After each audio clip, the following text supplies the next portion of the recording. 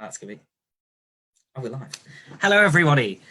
Good afternoon. Welcome to Post-Mortem Poets being streamed directly to YouTube because Facebook sucks eggs. I was going to say ass, and then I was like, I probably shouldn't say that on a live stream. And then I was like, well, fuck it, actually, I can, and change my mind. So that was the thought process of like 20 seconds ago. But yes, welcome. It's lovely to have you all here today. I hope you're all doing well and enjoying the sun from the comfort of your own homes, because you shouldn't be going out, you naughty people. Getting really distracted there. Yes, lovely to have you. So this is Post-Mortem Poets, the idea of which is that there is a wealth of wonderful poetry out there running back to ancient Mesopotamia. And whilst arguably I don't think anyone's going to be doing anything from quite that far back, I do think it's a shame that we don't get to hear about people's favourite poetry from dead poets, not just for copyright issues. Yeah, today I have two wonderful guests with me. I'll be very excited. So we have Rik Collier, the poetry man, as he has lovingly dubbed himself through Zoom. He was our host of Online Bardic Fire, which was absolutely amazing. So I'm very excited to have him coming up. We've also got Laura Kestrel, our producer, poet extraordinaire, and part of the team who are running WinchesterFest. So big shout out to Laura. So yeah. Without further ado, we're going to get started. So I'll introduce you all to the wonderful, the handsome, the gorgeous bearded man, Rik. Hello. Hey. Hello. Can you hear me? We can hear you well, mate.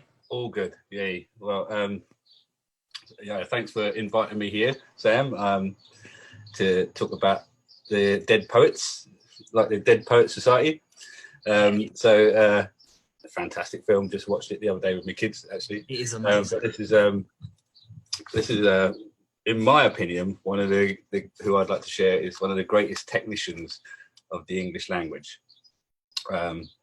His poems usually take me ages to work out what he's on about, but when I do, the beauty I find there is just incredible, and it's because his words are like magical formula. Well, all poetry is really, but he's a grand wizard, and his name's W.H. Auden. And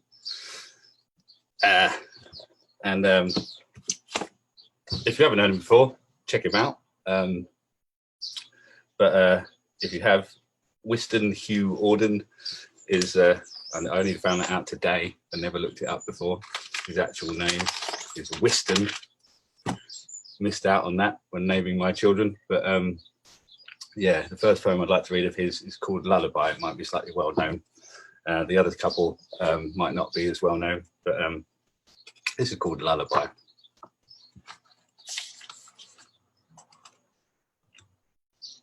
Lay your sleeping head, my love, human on my faithless arm. Time and fevers burn away individual beauty from thoughtful children, and the grave proves the child ephemeral. But in my arms till break of day, let the living creature lie, mortal, guilty, but to me the entirely beautiful. Soul and body have no bounds to lovers as they lie upon her tolerant, enchanted slope in their ordinary swoon. Grave the vision Venus sends of supernatural sympathy, universal love and hope, while an abstract insight wakes among the glaciers and the rocks, the hermit's sensual ecstasy.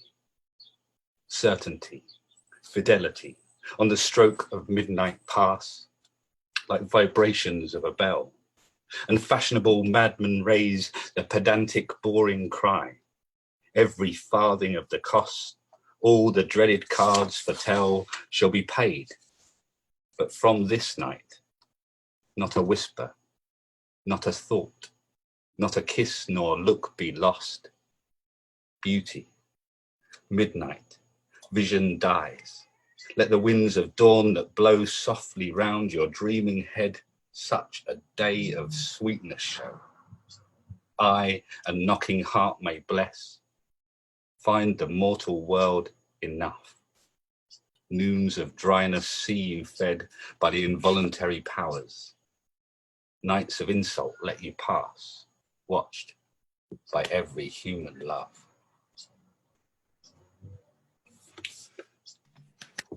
So that was W.A. Jordan Whiston. I didn't know that was his name. That's quite I mean, I knew. Have you ever looked up his name? I never did. He did W.H. Yeah, I just like when you meet someone called that was on JD. his birth certificate. Yeah, but that was January 1937 he wrote that. So yeah, the next poem I'd like to read of his, I have tried learning, because I did want to learn another one, and this one is from a series of poems. This one's not from a series, but this one's called River Profile, and it's like a story of a river from start to finish. It has loads of invented words in it, or a few invented words, which he used to do. He used to invent forms of rhyme. He used to like change rhyme forms and just mess about with the English language. That's why I called him a wizard earlier, because he's a proper poet who writes in proper forms, but then sometimes he goes, actually, I'm going to fuck about with that and change it. So I'm going to have 15 syllables there and 12 there and blah, blah, blah. So yeah, it's just, you know, that kind of wizardry is what we need with poetry, I think. But yeah, this is called River Profile.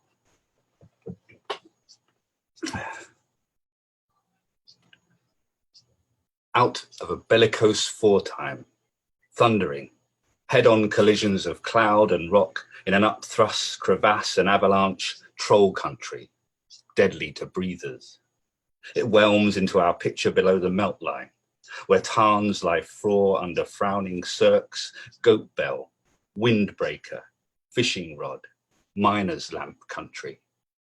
Already at ease with the mien and gestures that become its kindness, in streams still anonymous, still jumpable, flows as it should through any declining country in probing spirals, soon of a size to be named, and the cause of dirty infighting among rival agencies, down a steep stair, penstock and turbine country, it plunges ram stam, to foam through a wriggling gorge incised in softer strata, hemmed between crags that norm-tool heaven, robber baron, tow rope, portageway country, nightmare of merchants, disemboguing from foothills, now in hushed meanders, now in riffling braids, it vaunts across a senile plain, well entered, chateau and cider press country, its regal progress, gallanted for a while by quibbling poplars, then by chimneys, led off to cool and launder retort, steam hammer, gasometer country, it changes colour, polluted, bridged by girders, banked by concrete, now it bisects a polyglot metropolis, ticker tape, taxi, brothel, footlights country, a la mode always, broadening or burrowing to the moon's phases, turbid with pulverized waste mantle, on through flatter, duller, hotter, cotton gin country. It scours, approaching the tidal mark, where it puts off majesty, disintegrates, and through swamps of the delta, punting pole, fowling piece, oyster tongs country, wearies to its final act of surrender, effacement, atonement, in a huge amorphous aggregate no cuddled, attractive child ever dreams of. Non-country, image of death as a spherical dewdrop of life. Unlovely monsters, our tales believe, can be translated to, even as water, the selfless mother of all especials. Yeah. Woo! Yeah. And now, I'd like to finish with one, which is when I met Sam, who was putting this on. I went to I remember that. I went to a gig at the Foundry And I wasn't supposed to be performing, so I was just there to get drunk and listen to poetry. And then somebody said, do you want to perform tonight? I'm like, oh, okay, then I will. So I totally ruined this poem. Nonsense. No, this is the first time I ruined it. I don't know if you were there earlier, but I ruined it the first time. And then outside the pub later afterwards, I was like, right, I'll get this one right now, Sam. And I ruined it again. So, and now I've actually lost my place in the book. Oh, sorry. I did have it here just in case. I thought, just in case, I'll have it there, just in case I mess it up. But this is probably my favourite poem of Auden, which talks about woods. This is part of a series of poems. I was reading my notes earlier. But yeah, from Bucolics. And it's dedicated to a guy called Nicholas Nabokov, which some folks might have heard of. I have heard of him, but I don't know anything about him. But yeah, it's like a cultural reference point for woods and what they mean to us. Yeah, Woods by W.H. Auden. Sylvan meant savage in those primal woods Piero de Cosimo so loved to draw, where nudes, bears, lions, sows with women's heads mounted and murdered and ate each other raw, nor thought the lightning-kindled bush to tame, but flabbergasted, fled the useful flame. Reduced to patches owned by hunting squires in villages with ovens and a stocks, they whispered still of most unsocial fires, though crown and mitre warmed their silly flocks, the pastures humdrum rhythms to approve and to abhor the license of the grove. Guilty intention still looks for a hotel that wants no secrets. Ah, motherfucker.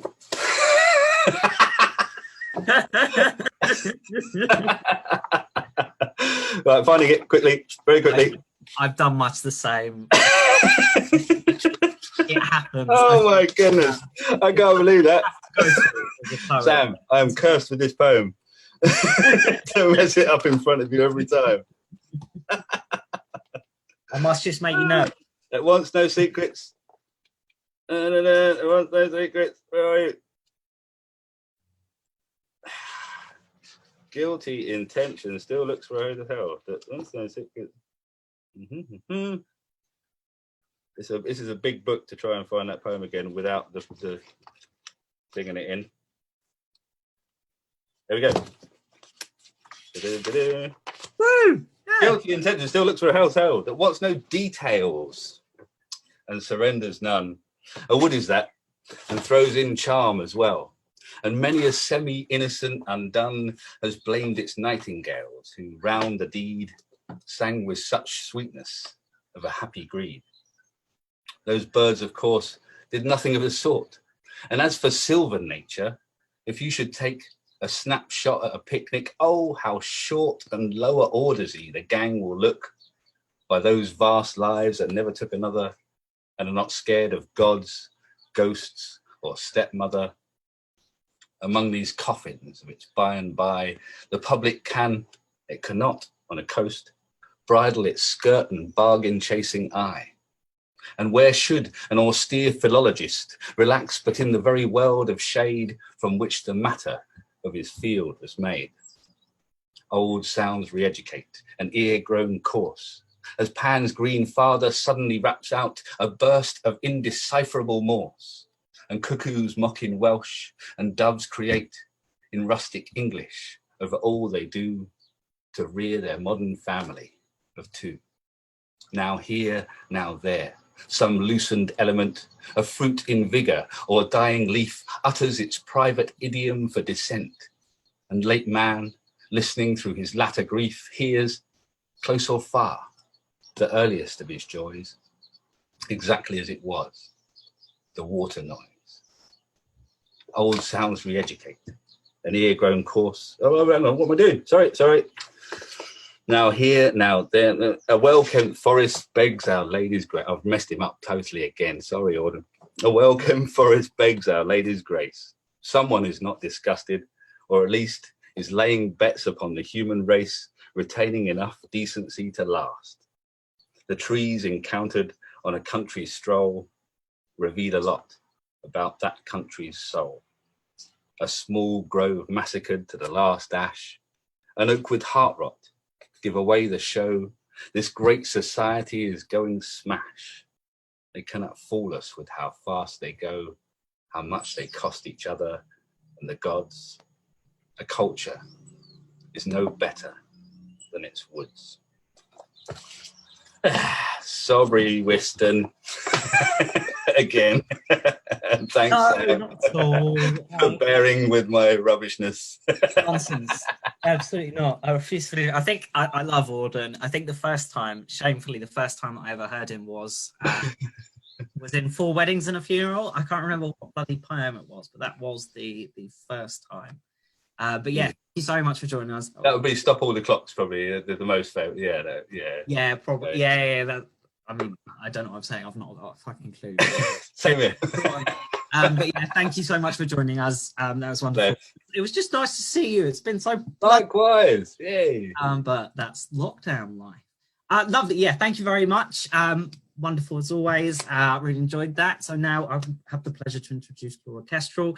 They are an integral part of the WinchesterFest team and have saved my life on more than a few occasions. So I'm really looking forward to hearing what they've chosen. So I will hand it over to you, Laura. Hey everyone, hey YouTube. So I'm going to be reading two poets today, a French poet and an Italian poet. I'm going to start with the French poet. Those of you that study French at university might have heard of him. He's called Charles Baudelaire, and he was born on the 9th of April, 1821, and he died on the 31st of August, 1867, probably of syphilis, and he lived in Paris. Just a little bit of context. So I'm going to read two poems from his kind of first and only full collection, where the full collection was actually published after he died. And it's called The Flowers of Evil in English. And I'm going to read two poems from the chapter Flowers of Evil. I'm going to be reading Condemned Woman, if I can find it with my little sticky note. Okay. Like pensive cattle lying on the sands, they gaze upon the endless seas until feet grope for feet and hands close over hands in languid sweetness or with quivering chill. Some with full hearts from long and private talk in deep groves where the brooks will chide and tease, spell out the love of fretful girlishness, carving the fresh green wood of tender trees. Others, like sisters, walk with stately pace, where apparitions live in craggy piles, where rose like lava for Saint Anthony, the naked purple breasts of his great trial. Some there may be by sinking resin glow, deep in a cave where ancient pagans met, who call to help for fevers in a rage, O Bacchus, silencer of all regret. And others with a taste for monkish cloaks, who secreting a lash beneath the cloth, within the woods through solitary nights, mingle with tears of pain their passions froth. O maidens, demons, monsters, martyrs all, spirits disdainful of reality, satires and seekers of the infinite, with rain of tears or cries of ecstasy. You whom my soul has followed to your hell, poor sisters, let me pity and approve, for all your leaden griefs, for sleepless thirsts, and for your hearts, great urns that ache with love. Is the first one. So he's kind of, basically the collection talks mainly about decay and sort of how he sees decay in sort of different aspects of society. So he actually has a massive chapter which is called Parisian Scenes, and it's based on sort of him walking around. It was sort of how the term the wanderer in poetry was coined, and he talks about skeletons digging. So that's what this one is called. In anatomical designs that hang about these dusty quays, where books' cadavers lie and sleep, like mummies of the ancient times, drawings of which the gravity and the engraver's knowing hand, although the theme be less than grand, communicate an artistry one sees which renders more intense the horror and the mystery, like field hands working wearily, some skeletons and skinless men. Out of the land you're digging there, obedient and woeful drones, with all the effort of your bones, of all your muscles stripped and bare. Say, what strange harvest do you farm, convicts from the charnel house? And what contractor hired you out to fill what farmer's empty barn? To you our dreadful fate seems clear, in your design intend to show that in the pit we may not know the sleep we have been promised there. Non-being will not keep its faith, that even death can tell a lie, and that, alas, eternally it falls to us, perhaps at death. In some anonymous retreat to see the stubborn land is flayed by pushing the reluctant spade under our bare and bleeding feet. Woo! So that's that poem. I don't actually have my next poet as a book, so I'm going to be reading from a website called Poem Hunter. So yeah, that last poem by Charles Baudelaire is a criticism of Haussmann's renovations. Because when they renovated Paris in the 1800s, he basically could no longer wander around the streets anymore, and all the narrow streets in the slums were got rid of, and he kind of complains that he doesn't like that because there's nothing he can talk about anymore. So the Italian poet I'm going to be reading from is Giacomo Leopardi, so Jacob, and he was born the 29th of June 1798, and he died the 14th of June 1837. And he's a count, so he's quite a rich guy, but he did a lot of kind of charity work, and he went and he saw how other people were living and then wrote about it, so kind of similar to Baudelaire in that sense. And yeah, I'm going to read two poems. The first poem I'm going to read is The Lonely Sparrow, and it's from a collection called Songs of Pisano Recanatesi. So that's what I'm going to read now.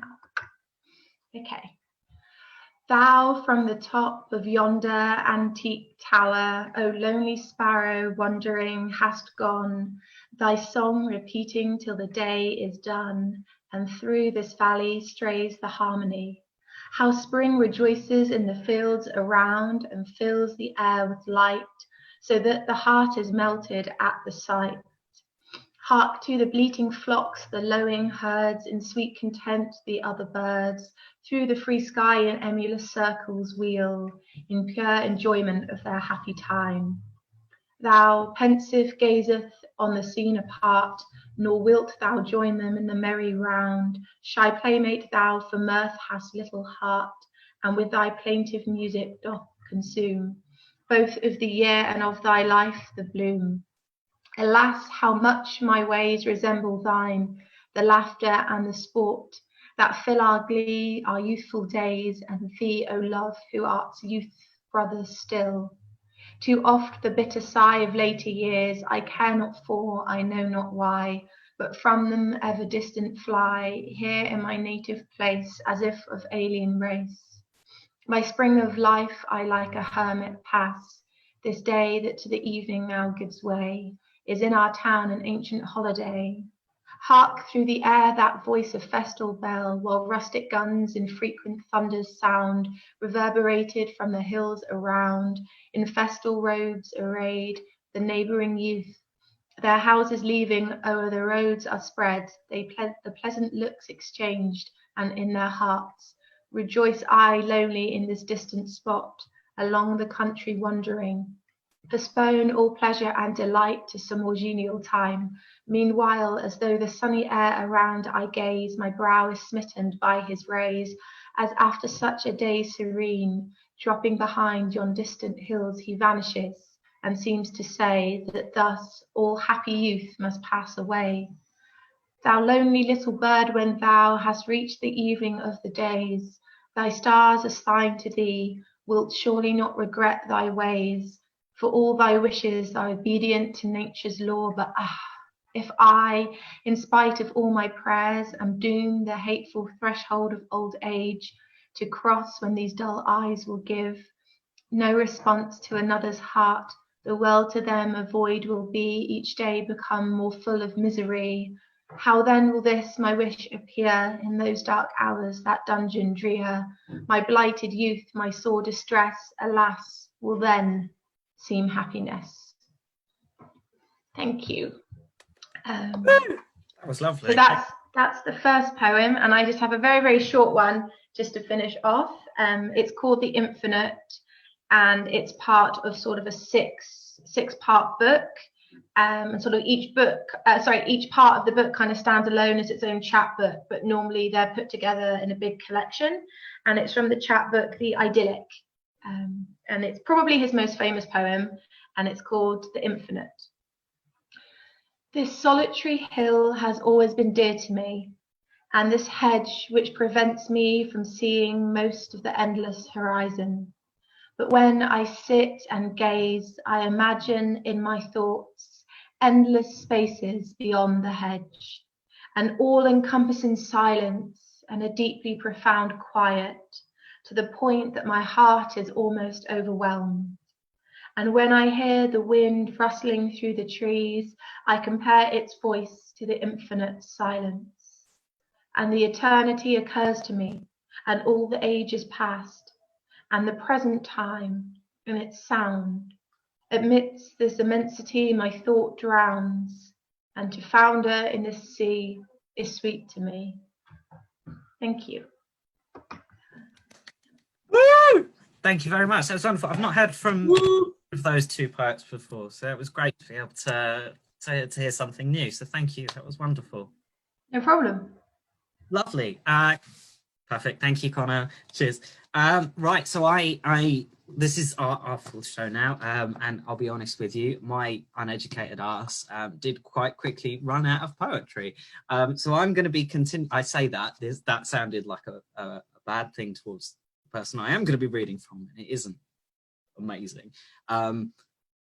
Yeah. So I last time, whenever we did the last one of these, I read Gates of Hell, which is the first translated passage of Dante's Circles of Hell. So I'm going to be carrying that on with the second one that's titled The Lustful, because I think it's stunning. It's just got some incredible imagery. Like you could be almost certain the dude has actually been to hell. So yeah. So this is from Dante. And so from circle 1, I now went down deeper to circle 2, which bounds a lesser space and therefore greater suffering. Its sting is misery. Minos stands there, horribly there and barking. He on the threshold checks degrees of guilt, then judges and dispatches with his twirling tail. I mean that every ill-begotten creature, when summoned here, confesses everything, and he, his sense of sin is very fine, perceives what place in hell best suits each one, and coils his tail around himself to tell the numbered ring to which he'll send them down. Before him always stands a crowd of souls. By turns they go, each one for sentencing. Each pleads, attends, and then is tipped below. You there, arriving at this house of woe. So when he saw me there, the judge spoke forth to interrupt a while his formal role. Watch as you enter, and in whom you trust. Don't let yourself be fooled by this wide threshold. My leader's thrust. This yelling, why persist? Do not impede him on his destined way, for this is willed where all is possible that is willed there, and so demand no more. But now the tones of pain continuing, demanded I hear them out. And now I've come where grief and weeping pierce me at the heart. And so I came where light is mute, a place that moans as oceans do, impelled by storms, surging, embattled in conflicting squalls. The swirling wind of hell will never rest. It drags these spirits onward in its force. It chafes them, rolling, clashing grievously. Then once they reach the point from which they fell, screams, keening cries, the agony of all, and all blaspheming at the holy power. Caught in this torment, as I understood, were those who, here condemned for carnal sin, may reason bow to their instinctual bent. As starlings on the wing in winter chills are borne along in wide and teeming flocks, so on these breathing gusts the evil souls, this way and that, and up and down they're borne. Here is no hope of any comfort ever, neither of respite nor of lesser pain. And now, as cranes go singing lamentations and form themselves through air in long-drawn lines, coming towards me trailing all their sorrows, I saw new shadows lifted by this force. Who are these people, sir? I said. Tell me why black air scourges them so viciously. The first of those whose tale you wish to hear, he answered me without a moment's pause. Governed as empress over diverse tongues, she was so racked by lust and luxury, the sentenceness was legal under law she made to lift the blame that she herself incurred. This is Semiramis. Of her one reads that she, through heir to Ninus, was his bride. Her lands were those where now the Sultan reigns. The other lovelorn slew herself and broke her vow of faith to Sychaeus' ashes. And next, so lavish, Cleopatra. Helen, you see, because of her a wretched waste of years went by. See, great Achilles, he fought with love until his final day. Paris, you see, and Tristan there. And more than 1,000 shadows he numbered, naming them all whom love had led to leave our life. Hearing that man of learning herald thus these chevaliers of old and noble ladies, pity oppressed me and I was all but lost. How willingly, I turned towards the poet, I'd speak to those two who go conjoined and look to be so light upon the wind. And he to me, you'll see them clearer soon when they are closer, call to them. Invoke the love that draws them on, they will come. The wind had swept them nearer to us now. I moved to them in words. Soul-wearied creatures, come if none forbids to us and breathless speak. As doves when called by their desires will come, wings spreading high to settle on their nest, borne through the air by their own steady will, so these two left the flock where Dido is.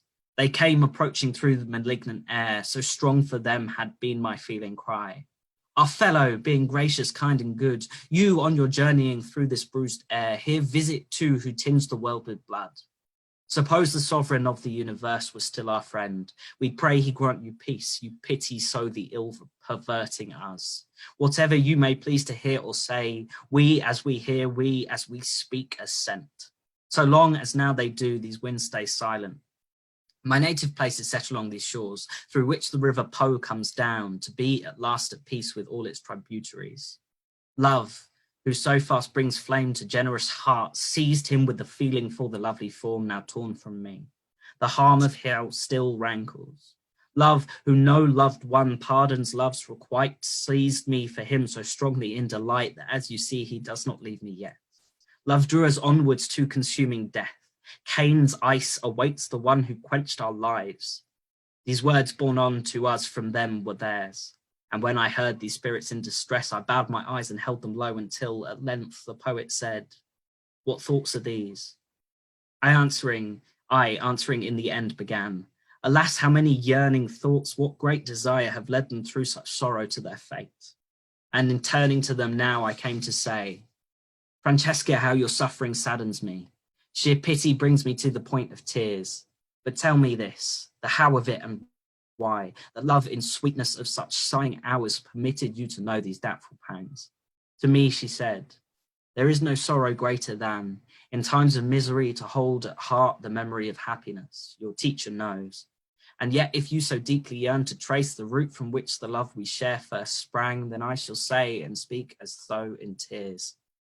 One day we read together for pure joy, how Lancelot was taken in love's palms. We were alone, we knew no suspicion.